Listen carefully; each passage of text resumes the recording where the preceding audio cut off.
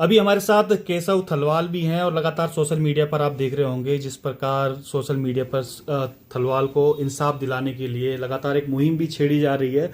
और साथ ही साथ जो है आशुतोष भाई भी हमारे साथ हैं। कि लगातार जब से केशव के साथ ये घटनाक्रम हुआ है तब से दो महिलाओं का और वीडियो सामने पे आया है जो सेम इसी प्रकार से प्रताड़ित थी। जागो उत्तराखंड के आपने पेज पे देखा होगा और तमाम सोशल मीडिया पर चल रहा है। एक शख्स हमारे साथ और हैं, वो भी ठीक जो धर्मेंद्र उनसे प्रताड़ित हुए थे। जब उन्होंने सोशल मीडिया पर तमाम वो खबरें देखी तो उसके बाद उनका फेसबुक पेज पर भी उन्होंने अपडेट किया था उसको लेकर।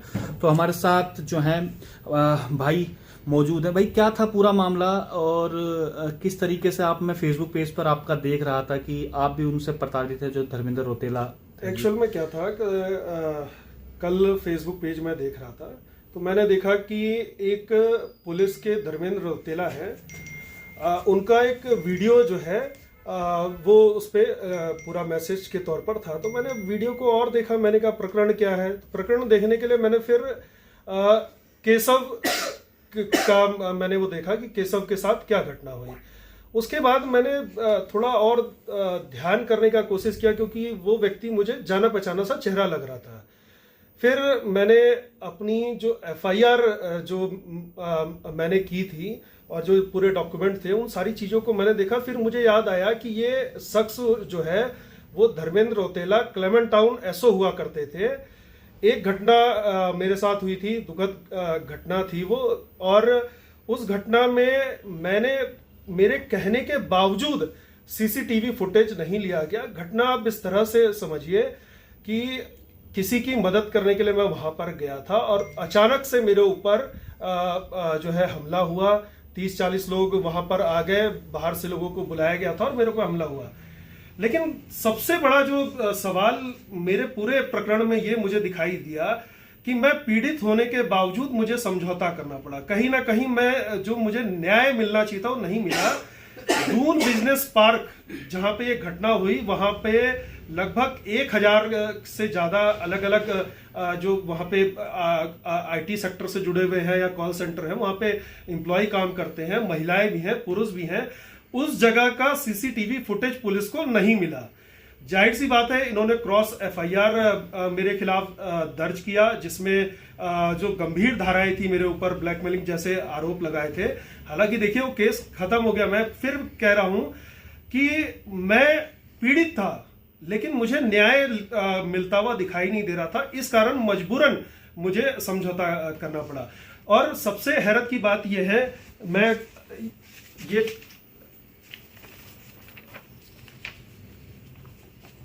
इसमें आप यहां पर देख रहे होंगे सूरज लिखा हुआ है। ये वादी मैं हूं। इसमें आरोपी हरकीरत सिंह, अमित मंगाई, सूरज के विरुद्ध मुकदमा, आईपीसी धारा देख रहे होंगे। ठीक है, यही सूरज रावत जो है, ये क्या चीज है विक्रम भाई? ये एक्चुअल में कोर्ट की प्रतिलिपि है जिनको आरोपी बनाया जाता है। अच्छा, उनके नाम, क्योंकि जो मेरा गवाह था उसका नाम सूरज रावत था तो सूरज रावत को मेरा आरोपी बना दिया गया। और यही देखिए कितनी सफाई से यहाँ पर आप देखेंगे ऊपर वाली लाइन पे सीधा लिखा हुआ अमित ममगाई व अभियुक्त हिमांशु रावत का नाम प्रकाश में आया। लेकिन इसी में से यहां देखेंगे तो आरोप किस पे लगाया गया? आरोप में हरकीरत सिंह, अमित ममगाई और सूरज रावत कर दिया गया। यहाँ पे ये इनकी विवेचना का वो है, अच्छा, पार्ट है। यानी कि एक ही व्यक्ति एक क्रॉस मुकदमे में दोनों तरफ से वो आरोपी हो गया और जो गवाह था उस गवाह को भी उन्होंने आरोपी बना दिया। इसमें के विवेचक धर्मेंद्र रौतेला ही था? नहीं, इसमें विवेचक धर्मेंद्र रौतेला नहीं थे। मुकदमा मेन चीज क्या था, इन्होंने खेल क्या किया, एक्चुअल में जो सीसीटीवी फुटेज अगर ये वहां से अपने कब्जे में ले लेते तो सारी घटना की सत्यता वहां पर बाहर आ जाती। जो जिस व्यक्ति ने मेरे ऊपर अटैक करवाया वो मुझे पहले से नहीं जानता था। उसने लड़कों को बुलाया और मेरे ऊपर हमला करवाया। वो लगभग उसने अपने मुंह से मुझे बताया था कि मैं यहाँ का बिल्डिंग का साल भर में 1.5 करोड़ के लगभग मैं किराया देता हूँ। जब मैं उसके ऑफिस में गया था तो वहां पर मुझे लगभग 60 से 70 या ज्यादा भी हो सकते हैं, इतने वहां पे एम्प्लॉय मुझे नजर आए। तो यानी कि वो ताकतवर व्यक्ति था। जाहिर सी बात है जो मुकदमा दर्ज हुआ क्रॉस मुकदमा, मेरा मुकदमा 1 बजे दर्ज हो रहा है और उनका मुकदमा ठीक रात यानी कि 24 घंटे में कुछ समय रहते हुए उनका मुकदमा दर्ज किया गया। तो इससे आप सीधा अंदाजा लगा सकते हैं वहां पे एसएचओ कौन थे, धर्मेंद्र रौतेला एसएचओ थे। बिना उनकी परमिशन के तो मुकदमा हुआ नहीं होगा। और सबसे बड़ी बात, पुलिस का सबसे पहला काम क्या होता है? पहला काम यही होता है, अगर मैं ये कहूं कि उनकी तरफ से जो उन्होंने मेरे ऊपर जो आरोप लगाया और जो धाराएं लगाई, उसमें इन्हें मुझे तत्काल जो है वो अरेस्ट करना चाहिए था। भाई इन्होंने वो काम किया ही नहीं, क्योंकि इन्हें भी पता था कि ये जो एफआईआर दर्ज कर रहे हैं वो एफआईआर सिर्फ मैंने जो कंप्लेन की है उसको क्रॉस में तब्दील करें ताकि मैं मजबूरन इनसे समझौता कर लूं।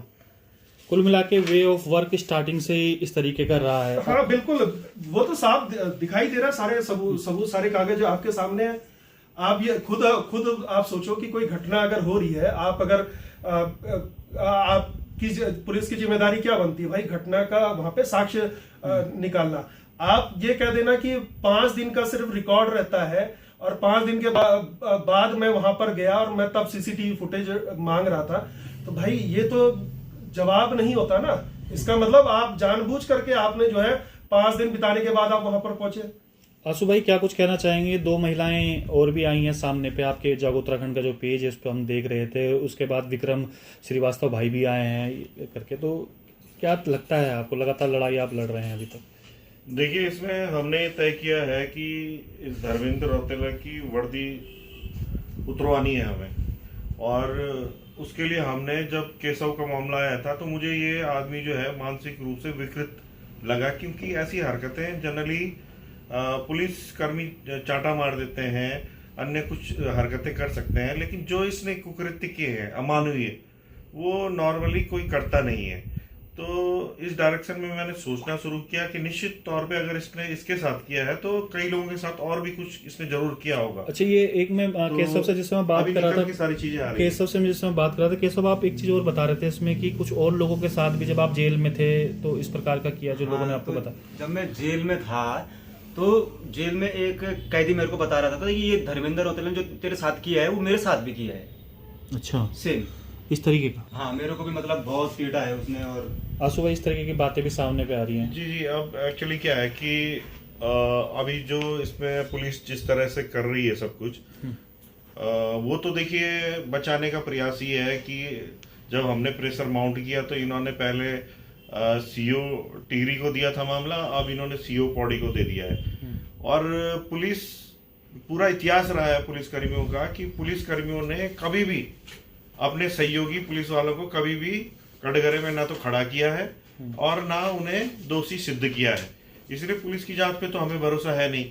और इतने सारे साक्ष्य हमारे पास आ गए हैं, अब हमारे पास पूरे चैनल खुल गए हैं कि पुलिस शिकायत प्राधिकरण से लेकर मानवाधिकार आयोग से लेकर हाई कोर्ट से लेकर सारे ऑप्शन खुले हैं। लेकिन उससे बड़ा ऑप्शन में ये मानता हूं कि अब जनता सड़कों पर उतरने वाली है। आपने एक पोस्ट जनता सड़कों पर उतरेगी। आपने एक पोस्ट पे डाला था कि मुझे 1000 लोगों की जरूरत है। मैं देख रहा था कि बहुत सारे लोगों ने उस पर कमेंट वगैरह जी, मुझे शुरुआती दौर में लगता था कि कम से कम अगर 1000 लोग भी मेरे पास हो जाएं जो कि जेल जाने से न डरें, क्योंकि पुलिस वालों के खिलाफ जल्दी से कोई बोलता नहीं है, तो मैं से 1000 यूथ की तलाश में था कि कम से कम 1000 मिल जाएं।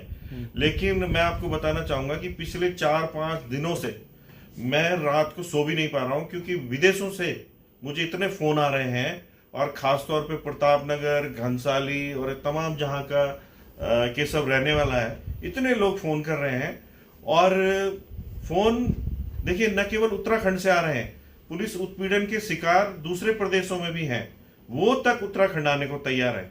तो आप इमेजिन कर सकते हैं कि जिस दिन मैं आह्वान करूंगा कि आज आपको देहरादून आना है या फला जगह आना है, आप देखेंगे कि यहाँ दिल्ली से, हरियाणा से और यूपी से भी लोग आने वाले हैं, और उस दिन के मन का यही कहना है। अच्छा, मैं इसमें जो जांच वाली आप बात कर रहे थे, मुझे बड़ी हंसी आती है क्योंकि बहुत सारी जांचों का रिजल्ट मैं देखता हूँ।